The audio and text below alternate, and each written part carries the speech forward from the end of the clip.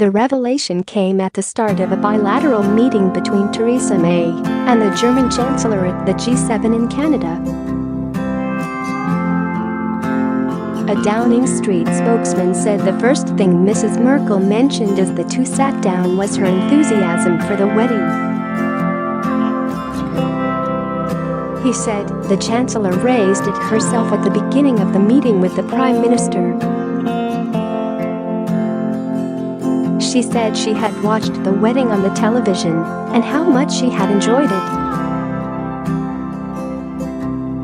The German leader was one of almost 2 billion people around the world who sat down to watch Prince Harry marry Meghan Markle in what was the culmination of an international love story.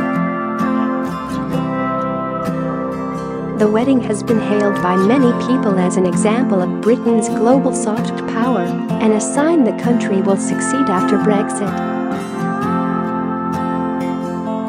The Downing Street spokesman said that the two did not discuss Brexit at the meeting, and it was not raised in the formal bilateral with French President Emmanuel Macron. Leaders from G7 nations are meeting in Quebec for a major two-day summit which will cover Donald Trump's steel and aluminium tariffs, global security and climate change. The U.S. president is likely to face opposition from many of the group's members over his harsh new levies and isolationist policies.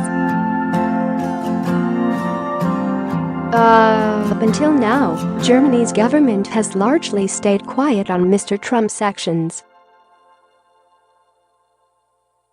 But Foreign Minister Heiko Maas today broke the silence and lashed out the former reality TV star.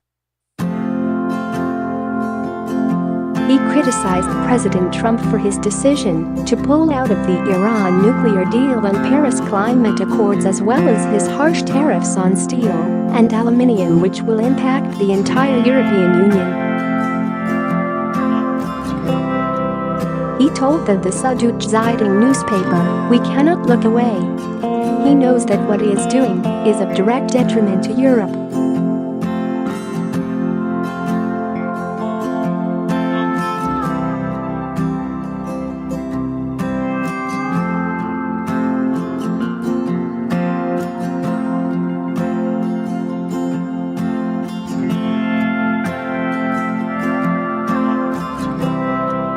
He said, "The American president may not mind being isolated, but neither do we mind signing a 6-country agreement if need be.